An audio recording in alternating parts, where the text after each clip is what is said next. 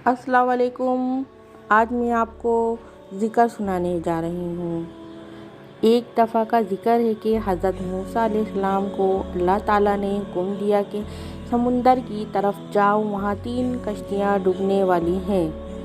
हज़रत मूसा अलैहिस्सलाम फौरी हुक्म इलाही की तामील करते हुए समंदर की जानिब चल दिए। साहिल पुरसुकून था। बहुत दूर से एक कश्ती आती हुई दिखाई दी जो आहिस्ता आहिस्ता साहिल की तरफ बढ़ रही थी।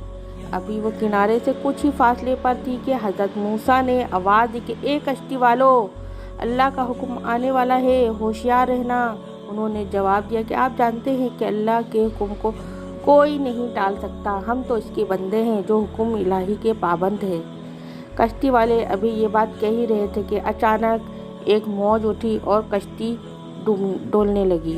सवार अपने आप को बचाने की कोशिश करने लगे।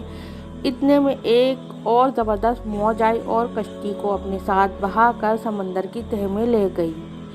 थोड़ी देर में एक और कश्ती नज़र आई तो हज़रत मूसा अलैहिस्सलाम ने इन्हें भी खबरदार किया और कहा कि ज़रा मोहतात होकर आना। उन्होंने भी पहले वालों की तरह जवाब दिया था कि जो कुछ होना है होकर रहेगा, और कश्ती को किनारे की तरफ लाते रहे। यहाँ तक कि साहिल के करीब आते आते ये कश्ती भी डूब गई।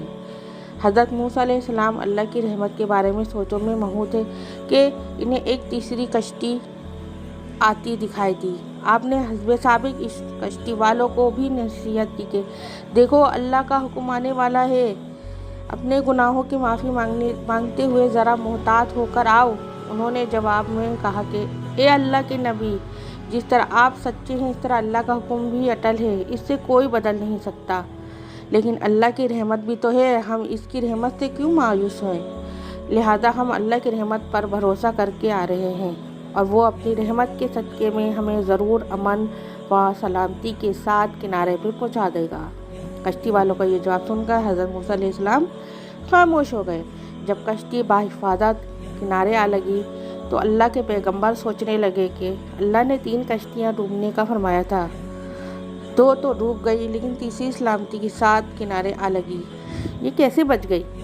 इरशाद बारी ताला हुआ कि ए मूसा, आपने सुना नहीं कि तीसरी कश्ती वालों ने क्या कहा? उन्होंने मेरे हुक्म को तस्लीम किया था, मेरी रहमत को आवाज़ दी थी और इस पर पूरा तवक्कल और भरोसा भी किया था, तो इसलिए कश्ती मेरी रहमत के तुफैल बच गई।